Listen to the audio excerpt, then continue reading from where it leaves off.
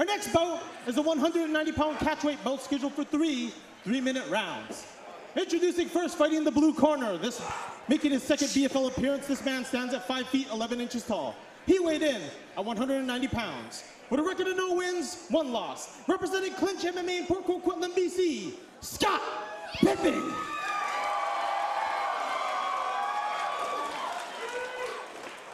And his opponent in the red corner, making his second BFL appearance, this man stands at 6 feet 4 inches tall. He weighed in at 190.3 pounds. With a record of 1 win, 1 loss. Representing Revolution Fight Team in Langley, BC, Michael Morley.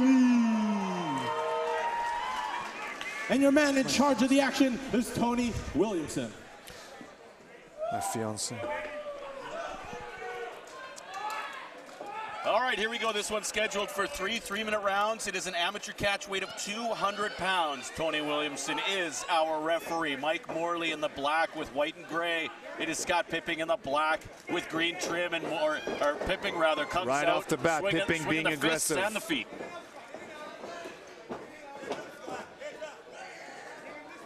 Morley needs to use his reach here. I would establish the jab if I were him. Start showing Pipping that I have the longer reach. Big overhand right. That left is not doing much for Morley, and now it's Pipping wandering Pipping in. coming aggressive. Again, he's throwing kind of just big looping punches. If they land, they will hurt, but they're not that hard to avoid, to be honest. All right, Pipping looking for the early takedown, lands a knee to the belly.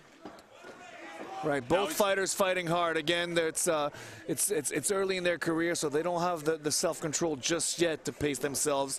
I think they're both kind of letting the adrenaline push them a little bit, and I mean, this could go against them, and this could make them tired early on, especially somebody like Pipping who has all that extra muscle to carry. But if he's smart, it can tire out Morley because, again, he's the one who's got to push back against all that muscle. And right now it is Pipping pushing up Morley up against the cage. He's looking for the single right now. Nice leg grab here. He's going for the takedown. Not tight enough. Morley doing a good job of defending that takedown and frustrating Pipping. Now Pipping finds himself with his back against the fence. Let's see if he can work off this position.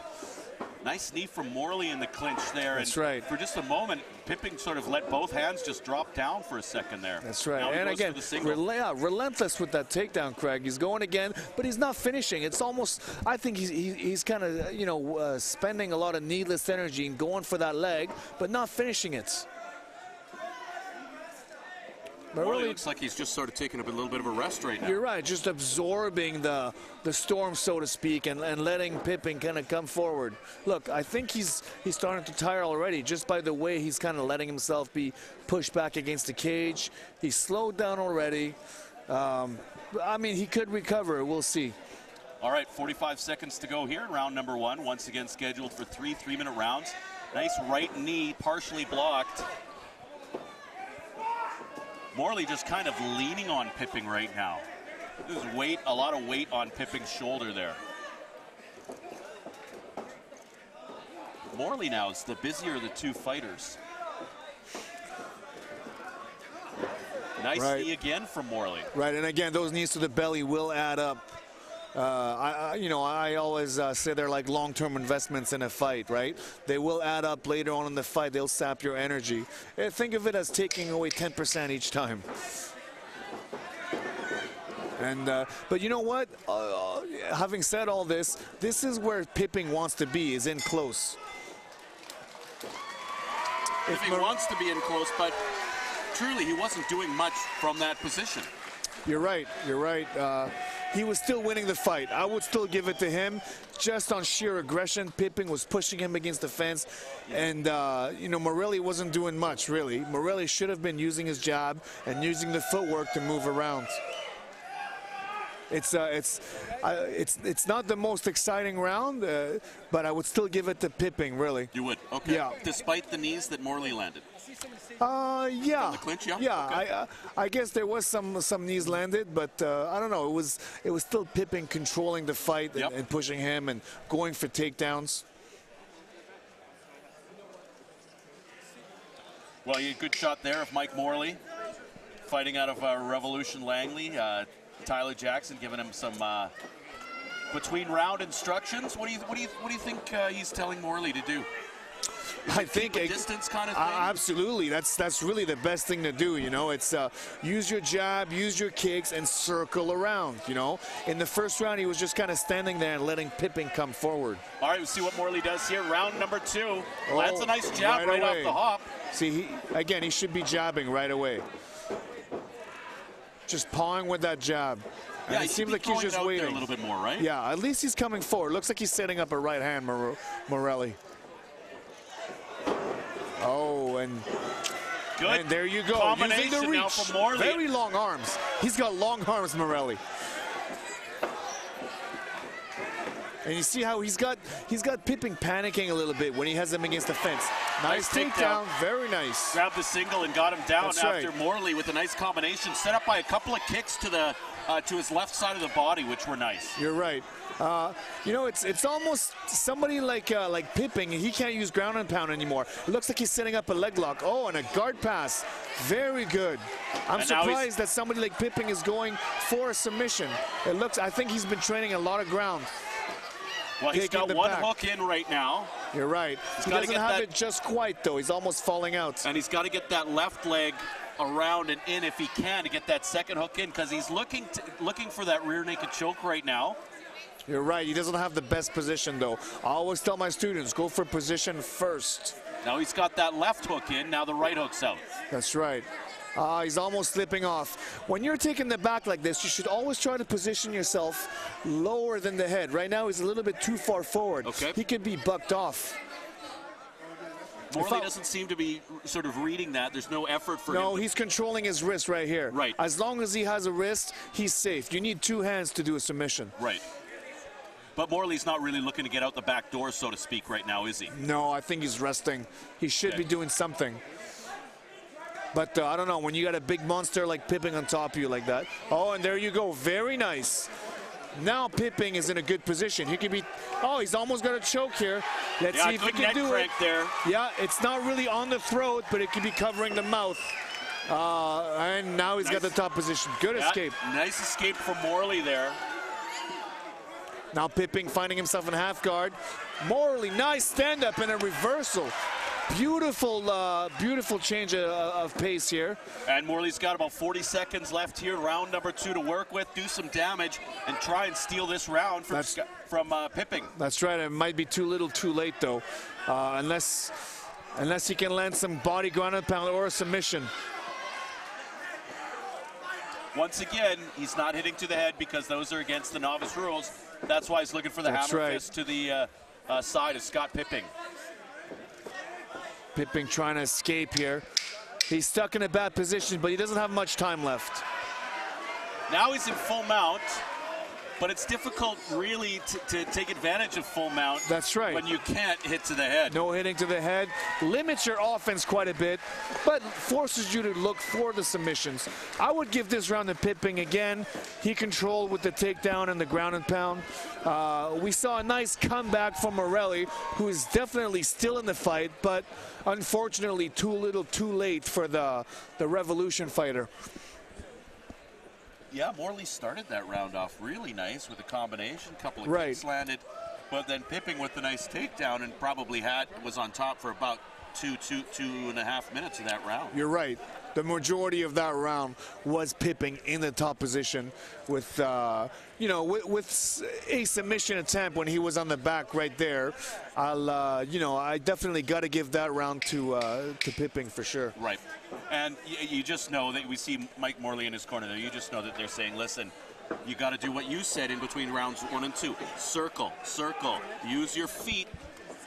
Get away from him. Don't let him take you down. And we saw what happened in those brief exchanges. And Craig, you're right, Craig. This is his last chance to do it now, the third round. All right, final round. 3 minutes to go here. We'll see who has some energy left as well. That could be a factor in here in the third round. That's nice right. left from Pipping. Pipping trying to swing, I don't think with a lot of power, though. I think his arms look pretty tired. Good knee from Morley lands. Oh, if Morley can pull this off, this will be a big win. He's coming from behind here. And see how Pipping is swinging with his head down. A sure sign that he's tired. Yeah, and possibly a little inexperience as well. You're right. We've seen that Absolutely. in a couple of fights already where guy will come in swinging with his head down, doesn't want to get hit. There's a little bit of fear factor there, I think. And you know, that's when guys are inviting a knee to the head too, right? You're right. That's when knockouts happen. And he's doing the smart thing though, Pipping, tying him up, clinching him. If he can cruise in this round, I think he can pick up a decision win. Morley, he needs a finish. You know, even if he dominates this round, I don't think he can get this. He'll pick up a decision, so he needs to finish. It's do or die for him, literally. You see Pipping once again pressing up against the cage, possibly looking for the single, the takedown. Yep. And yeah, I don't know. This is I don't know why Morley is willingly staying in this position. If I were him, I would be disengaging and trying to create some distance and use my punches. He had a brief moment in the second round where he landed some good punches. Oh, a standing submission there, but not enough. Pipping starting to gas here a little bit. Yeah. He's looking for that single takedown, single leg takedown. That's right. Just spending a lot of needless energy here in those takedowns. Again, that inexperience that you talked about, that's what he's showing there. But, I mean, hopefully he'll learn from this fight. He's in a bad position here. He needs to get out of there. You can't just, nobody can hang out with their head down like that. Morley should be taking better advantage of it, to be honest. Yeah, he seems pretty married to trying that standing guillotine, but with the sweat factor. Yeah, but I mean, Pipping is just giving it to him every time, you know. It's almost hard to resist. Right. But again, like, Morley should be spinning off the cage, disengaging from that clinch. Because he's not doing anything here. He's losing the fight. Nice knee from Pipping lands. Yeah. Now they disengage. That's right. Pipping is just content to cruise here. I think he knows he's got this. Yeah, and Pipping's he's vulnerable to a knee right now. That's right. Oh, I think Pipping is very tired here. He could. He's got 10 seconds left. I don't know if he can pull this out. Wow, 5 seconds. If he can hang on, he's got this. Tough fight for both gentlemen. Showing tremendous hearts. Wow, what a brawl. What a war. And, you know, I'm impressed by Pipping here. He got tired, and he still stayed fighting till the end. Very good fight. Morley, unfortunately, showed a lack of judgment with staying clinched up and in close range with Pipping. He could have maybe had this fight if he would have established that distance right off the bat. All right, well, we're going to go to the judges' scorecards. I wonder if we're going to see Morley get round 1 and 3. Really? I wonder, yeah. We'll see. We'll see. Morley was just a little bit busier in that third round, but we'll see. We'll see what the judge. You know, it's striking. It's. That's why you and I are not judges. Yep. So we will see. There you see Scott Pipping there. Very powerful guy for sure. That's right. Definitely does his sit-ups and his push-ups. Maybe even a few squats. Yeah, you think? Yeah. Definitely not lacking in protein. Yeah, I think we definitely. I think definitely Pipping for round number 2. What did you think of round number 3? I would have given it to Pipping, just on sheer aggression and control against the cage. Okay. You know what? Oh man, wow. You know what? Then I just thought about how the fight ended with Morley just. No, you know what? I would give round 3 to Morley. I'm sorry, I take that back. Okay.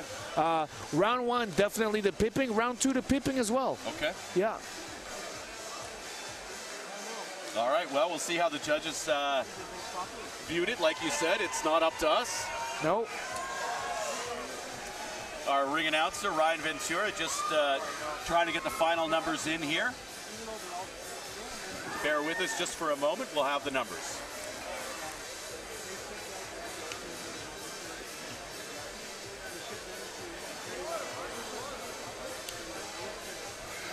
All right, will it be Morley improving it 2-1, or will Pipping get his first win in his amateur MMA career? Let's find out.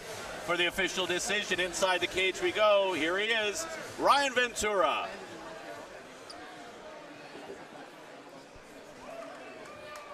Ladies and gentlemen, I have your judges' scorecard. Judge number 1 scored the fight 29-28, blue.